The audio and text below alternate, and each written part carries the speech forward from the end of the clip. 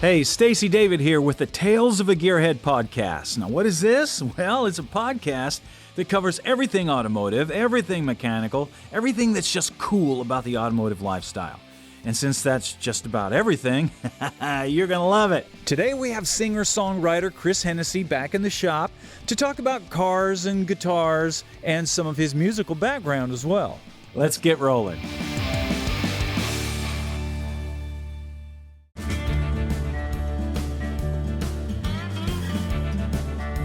Okay, so we've talked about your early car days and stuff. Let's talk about your early guitar stuff. Yeah. Okay, I see you got a Gibson sitting there. I've got the old Gibson here. Okay, now what do you got? You got a Gibson Hummingbird. This is that a Dove? Hummingbird. No, it's a Hummingbird, and just a quick story about this Hummingbird. I had a '65 Hummingbird when I moved. Right when I moved to Nashville, I bought one. Yeah. And it was the one you pull off the wall, and it's like, there it that is. deal, and it felt so good.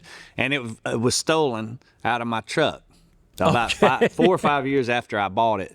Just like everything else I own, because coming from a small town in East Tennessee, my truck's unlocked, my house is unlocked, everything stays unlocked. I'm sure the thief is like, oh, what a gracious, What giver a nice this is. man. Yes.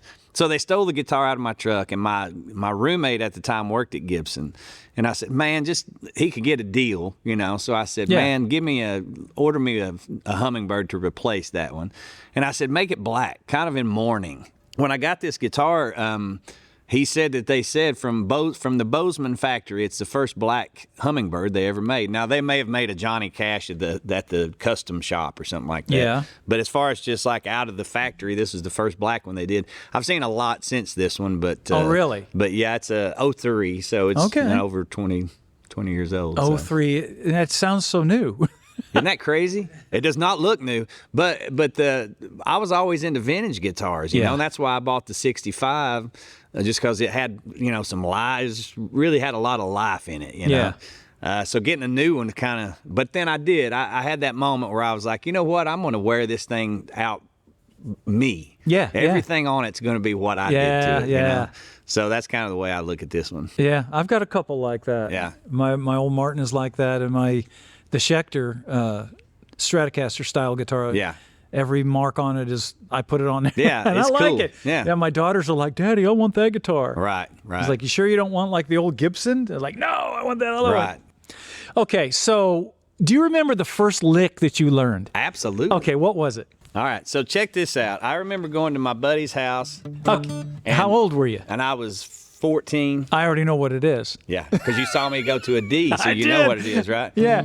So my buddy knew how to play 3 chords at least, and he did this. And I go, and he played the whole song, and I go, you got to show me how to do that. Turn it up. You got to show me how to do that. So he showed me the D chord. Yeah. Now, my dad played too. My dad would do G, C, and D. Okay. And he could do like Salty Dog, or he would play like... so more bluegrass stuff. He'd do like... Let's see. He could do that. Yeah. Wildwood Flower. But my buddy showed me that D chord, and so I spent the next week, at least 7 to 10 days going. And so 2 weeks later, I said, you got to show me the next chord. And he showed me. So then I went to... And I did that for 2 weeks. Yeah. And then he finally showed me...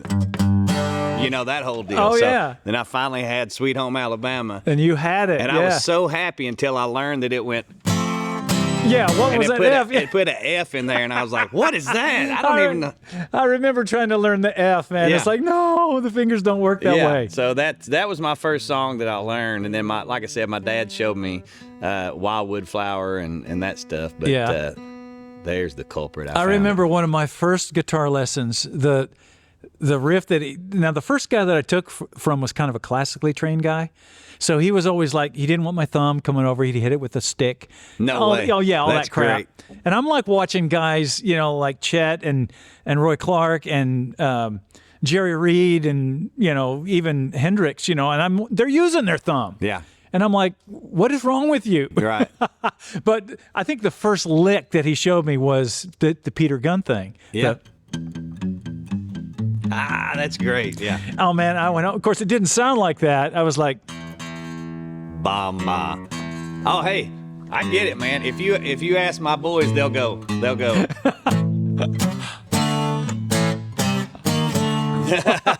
You know, constantly. Yeah. So. And then it moved up to, of course, the Peter Gunn thing was kind of the one-string thing, so it wasn't really a lick. I took that to school, and people were like, yeah, it's okay. Right. But then he taught me the... I'm still trying to figure that one out, I'll tell you what, man. Then I took that in. I tried to fit it in every song, and it didn't fit.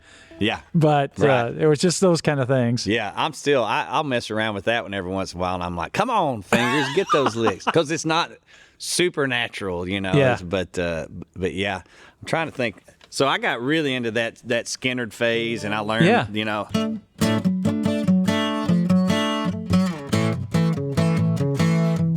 And we played that one over and over and over and over. So, yeah. And I'll never forget, too, learning, because I was real big into Southern rock. That was, you know. Is there anything else? Yeah, right. So Clapton and Southern rock. So then I'll do. And I remember learning that if you could play a D chord, an E, you just slide up and then slide back down. You could play Melissa. Until I figured out there was bar chords in it. And then I was like, oh, no. But, yeah, that's a lot of the first stuff I learned. So when it comes to Southern rock bands, who did you like the best? I just can't get past Lynyrd Skynyrd. And I know that just seems so cliche to say that, you know, the Southern boy likes Lynyrd Skynyrd, but every song, man, they had the riff, they had the lyric. When you listen to their guitar work, it made sense. The only group that I thought was like that were the Eagles. You know, when you had Walsh and Felder working back and forth. Marshall Tucker, they had some hits, and I liked them, but not like Skynyrd. Well, they definitely toyed with jazz, and I actually was really good friends with George McCorkle, and he was he and Toy were the guitar players. And, man, they were so into jazz, and they were so into country, too. So a lot of that stuff all kind of meshed into that Marshall Tucker stuff. But Skynyrd seemed like they were just their thing, you know. Yeah. And it was, it was good. Still is. Yeah, there's not too much like that out there now. That hasn't been for a long time. It's a shame.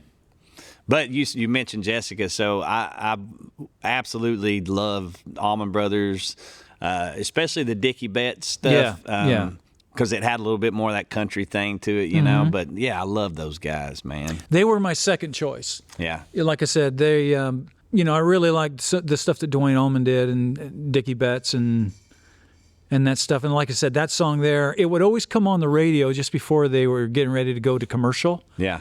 And so you never heard the whole song. And it was like, that... Yeah. Well, I need to tune this thing. I know. That's what I just ran into. That cold is just killed. Are you talking about Jessica? Jessica. Yeah. We always just... Yeah, that's good stuff right there. Man, I'm out, too. This weather is really... Well, I thought it was a good idea. Oh, so you do it in A. Yeah. I just... There's a reason that I do it in A, at least the lick, and it's because one of my songs is called New Day, Old South. Yeah. And I always end the show with that song, and it's real like, that kind of deal. Yeah. And so in the song, we're doing that kind of thing, and then there's a break in, and it goes... And then so we started playing that. And it was so cool how it happened. We were doing a show, and we were playing that section, and it was in tune when we were doing it, unlike today. Yeah. And so, man, we were doing that groove in my song, and I just started playing Jessica over the top of it. And next thing you know, we did the whole, the song lasted 15 minutes, but, we did the whole thing. But just like Jessica. Just like Jessica, right. Can you believe that we were in a world where a instrumental that lasted 7 minutes could be on hit radio? Isn't that crazy to think? Yeah, and that there was a song like the Edmund Fitzgerald. Yeah. That actually was a hit that was, 8 minutes long? Yeah, it's crazy. That would not fly today, I can promise you that. Well, and also you wonder. People like something different. If somebody came out with the right song, I think people would listen to it. I really do. Yeah. But we don't have radio like we used to. So no, I don't know where you find it. And isn't it interesting that they were coming off of a decade where if a song was 2 minutes, it was kind of long. Yeah. You know, those first like 50 songs, they were over and done before you knew they started, you know? It was interesting. So you do a lot of Southern rock, blues rock kind of stuff? Yeah, there's a lot of that in what I do. Gospel, I grew up, you know, singing and a lot of gospel stuff through the years. And country, you know, I mean, that's the main meat and potatoes of what I do. But I never tried to really suppress any of the other stuff. You know, I'm like, that's who I am, so that's what I'm going to do. And actually, I feel like sometimes it might have worked against me a little bit, because there might have been a little bit of that, like, well, what is it that you do? And it's like, well, I do all this stuff, you know. If I feel like rock and roll, country, Southern rock, you know, whatever. I tell you what, like we talked about before, especially in the music industry, that can really be a detriment. Yes. Because they want to pigeonhole you. They do. Because they want to be able to market you somewhere. Right. And that was Bonnie Raitt's problem forever. And at 50 years old, all of a sudden, they discover her. Yeah, how about that? It's like she was at Woodstock. Right. Yeah. And sounded the same, you know? Well, I've watched it with, so I did a record in 2012 with a guy named Dave Cobb, producer. Yeah. And he ended up producing Stapleton stuff. And at the same time, he was producing Sturgill Simpson, the first record that everybody was familiar with of him. And he and all the old Waylon fans just thought, this is our guy, you know, and they loved it. Well, Sturgill decided, you know, a couple records in, I'm going to do just an off-the-wall kind of jazzy record, or, you know, like rock, and everybody's like, what happened, man? And He's they turned gone. on He's him. turned. Then he did a bluegrass record, and they're like, he's lost his mind. It's like, no, he's just doing what he does, you know? Yeah. So it's interesting. No, it's like that with all parts of the industry, and I try to encourage people to continue to push that. You know, when I did the truck show for 7 years, and I'm still known as the trucks guy. Right. And that's okay, because I love trucks. I mean, look what's around us here. Yeah, However, I do a lot of other things. Right. But ironically, Zach and I were down in Pigeon Forge last year, and I was looking at a Model A. You know, and a guy comes up to me and he goes, "Hey, you're the trucks guy. What are you looking at a car for?" Right. It's like, no, I did trucks 18 years ago, man. How about that? That's it's crazy. like there's, you know, I've been doing a lot of cars since then. Yeah.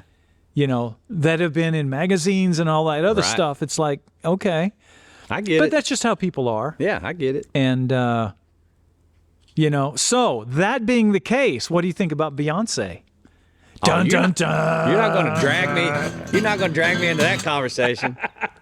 If you like cars, if you like coffee, you're going to love Gears Coffee Cars. Because in each pack, you'll find a special blend of rich, robust coffee to get your blood pumping, as well as a collectible cartoon sticker and matching photo card of some of the wildest vehicles Stacey has built or featured over the years. Collect the whole series and be sure to keep an eye out for the ultra-rare Strange Brew card that are added to random packages to keep things interesting. It's Gears Coffee Cars, the best bean on the car scene. A successful automotive project takes planning and organization, but instead of using an old tablet or notebook, there's the Gears Deluxe Project Planning Book. This was designed to help you lay out a project, the parts, the tools, costs, and keep it organized with colored tabs, a pouch for receipts, and even a place to attach photos. If you decide to sell the vehicle, it serves as a complete history of what's been done. If you have a project or plan on starting one, the Gears Project Planning Book is the best way to lay it out and make it happen.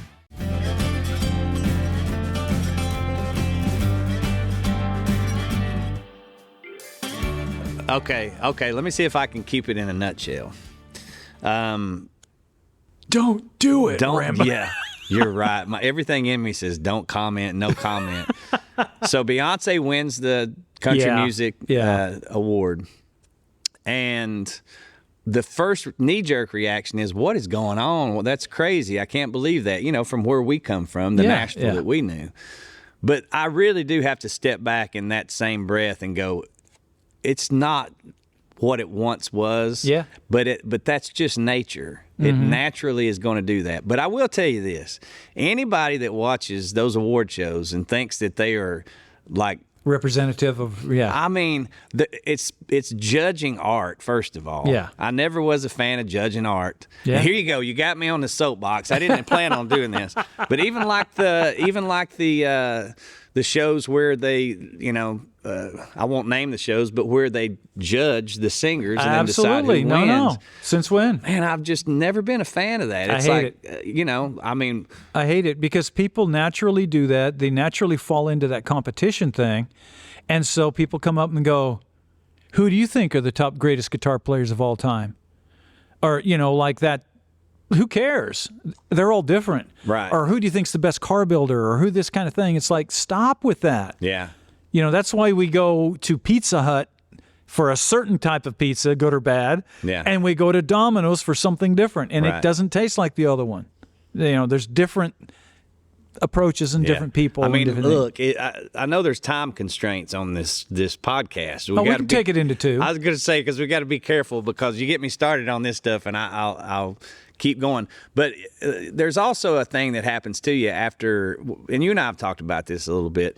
You get behind the curtain. Yeah. There's so much parallel with Wizard of Oz, it seems like, in a lot of this stuff, because you really think of this thing in this one way, and it moves your emotions and it drives your whole life. Yeah. And then once you get in the middle of it and look behind the curtain, you see this guy that's pulling levers, and it's a very small person, and it's what in the world is going on There's around here? a lot of power. And so then once you see that, you can't unsee it, So whenever I see people winning awards at the Grammys or whatever, it's like, man, there's more going on than just this was the most popular thing of the year or whatever. Absolutely. So. And see, that's the only thing that I will say on that. Anytime somebody does something that is not out of their heart, if they do it to win an award or to make a statement or something like that, that doesn't become art anymore. Right. That becomes a political statement or something like that, which is a different thing. It's a different thing. Right. And so I try to look at, if somebody like an artist or if they're a car builder or something, if they're trying to do something different and they really have a vision of seeing it this way, I'm all for that. Mm-hmm. Of somebody expanding themselves and going, listen, I've always wanted to do a blues thing and instead of bluegrass. Yeah. And here's my take on it.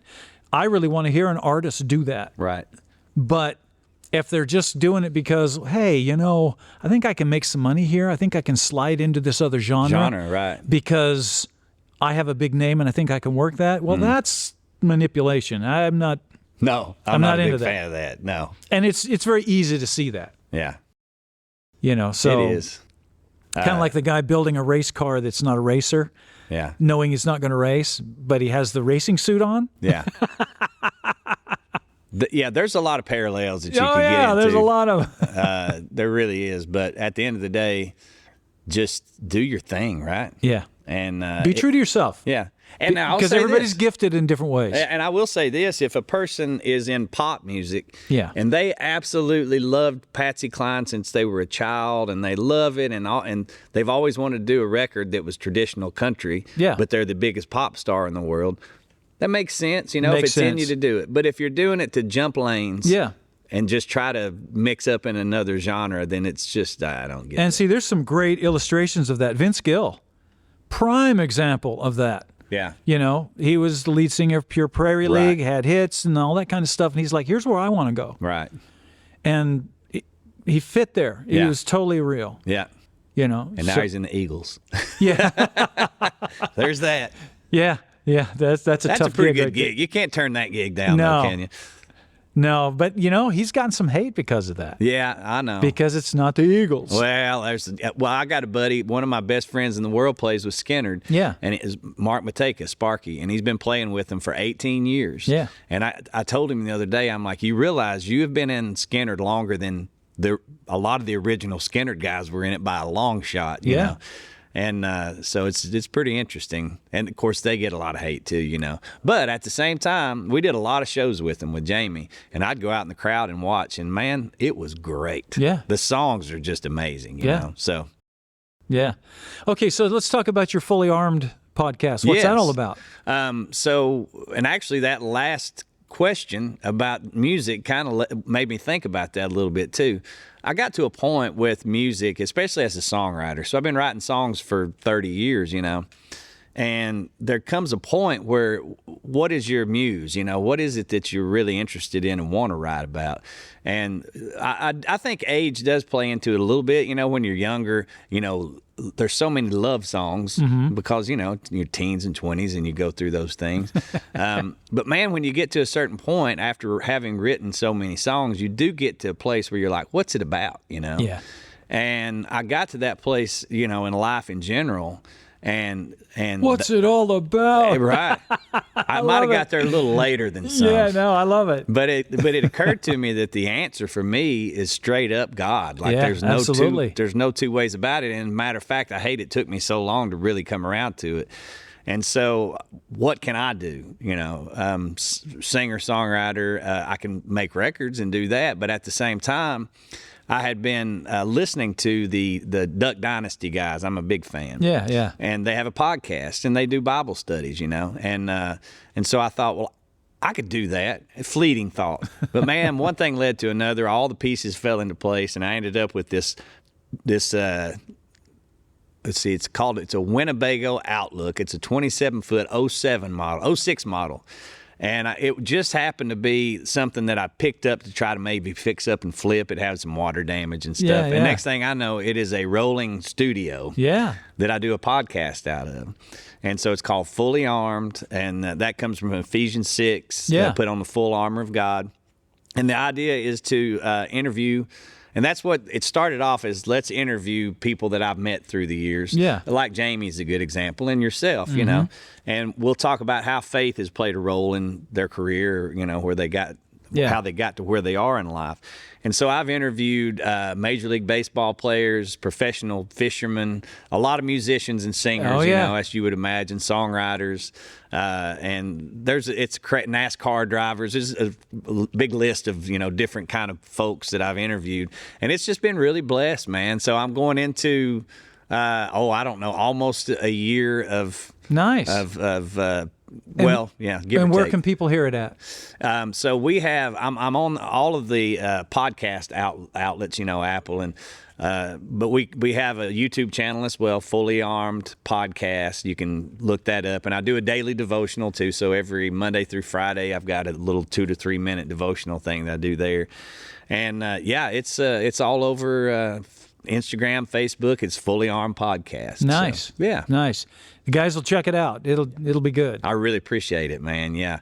And there's a lot of fun stuff. Like I said, I just interviewed Jamie, and there's just, man, there's a long list of different kinds of guys that have been on there. So it'll be they'll enjoy it, I think. Well, listen, we've had a great time with you on here. You are always welcome to come back. Thank you so much, and, man. As we get some projects and stuff going here, I may have you come in, and I would love we'll do some stuff with Lucky Dog Guitars. That's right. Yeah, Anthony. Yeah, we're going to do something very soon, I think. So looking forward to that. But yeah, while you guys are working, I can just sit back and play you a little country music. Play some tunes, yeah. But thanks so much, man. I appreciate you. Sounds good. Me.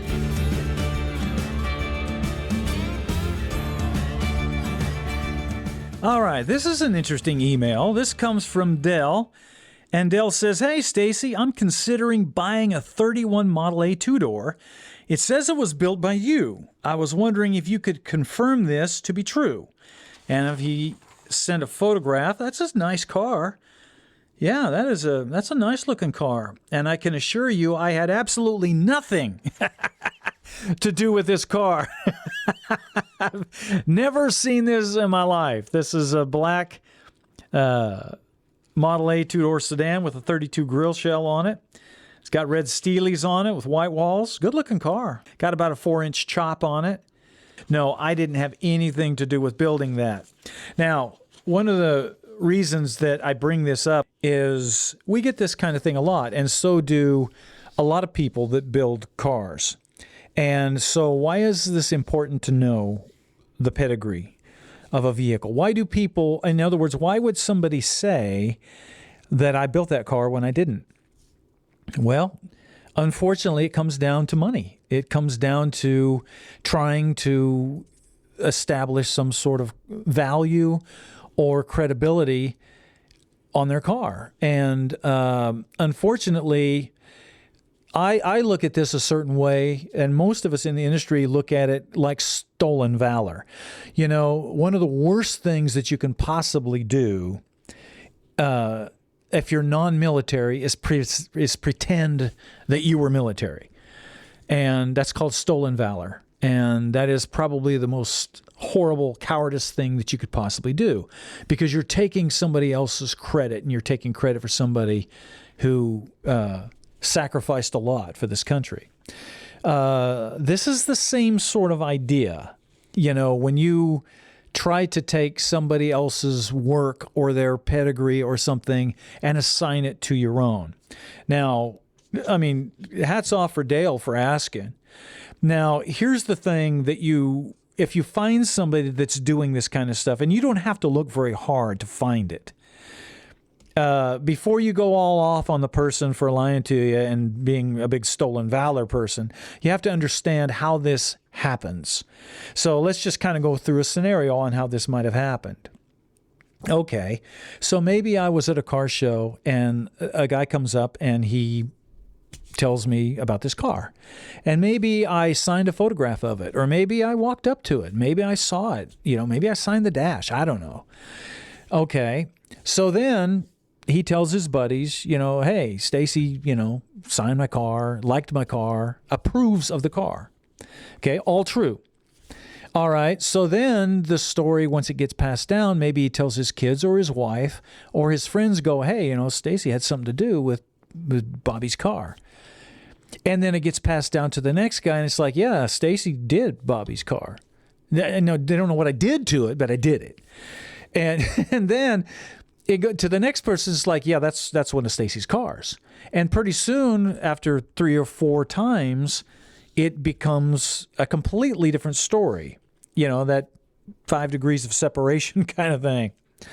And that's what you have to watch out for. So what you need to do anytime you hear one of these stories, like this used to belong to Elvis, or this is, you know, something that, you know, Evel Knievel did, or whatever, get the actual proof. If you don't have the proof, it didn't happen. And just always remember that. I went into a junkyard one time, and there was a Power Wagon sitting there, like a 53 Dodge Power Wagon. I'm drooling all over it. I ended up buying it. But the guy says, as we're talking about it, he says, yeah, this supposedly was owned by Elvis's guitar player, Scotty Moore.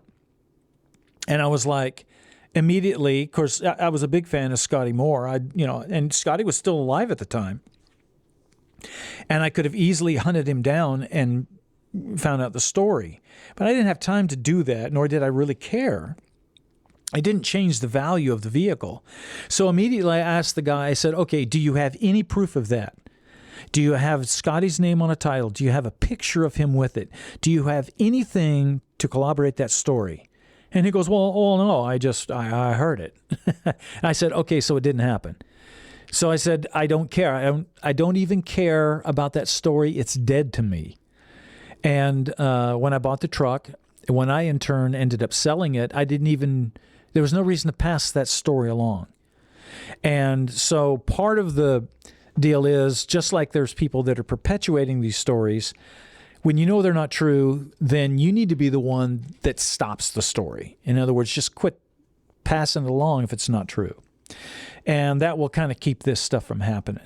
And the big thing I want everybody to remember is that when you're out there looking at vehicles and people are starting to give you these stories, like this is a real Roadrunner, or this is a real Z28 Camaro, or this is, you know, a real Mach 1 Mustang, always get proof. Always, until somebody can prove those stories to you, then they're nothing more than just stories. And bear that in mind. So just like Dale came to me here directly and was like, hey, is this true? That's the best way to do this. And still a nice car. And if you can get a good deal on it, you know, it'd be a good car to get, but I had nothing to do with it. So sorry about that, Dale. Hope you didn't buy it for that. All right, bye-bye. All right, that's our show for today, which means you need to get out there and start working on something. Spend some time turning wrenches. You might be surprised how much you like it. Make sure you check out our website, staceydavid.com, because we've got all kinds of new products and some other great stuff that you're just going to love. Also, make sure to check out our social media. That's Instagram, TikTok, Facebook, YouTube, all at Official Stacey David. Our social media is where you're going to find all of the bonus content, the giveaways, the contests, the trivia. We even have extra viewer projects that focus on what you are working on. Also, the new season of Gears will be on MAV TV, and YouTube will be the place that you can view all of your favorite Gears episodes, as well as the full project builds that follow the project from beginning to end. Make sure to check out our new Gears coffee cars. This is a unique blend of coffee and cool stickers to collect that will appeal to anyone. But the most important thing is get out there and turn some wrenches yourself. Get a project, start working on it, and if you don't have tools, check out Cornwell. They can help you out there. All right, that's all the announcements. We're all up to date. We'll see you next time.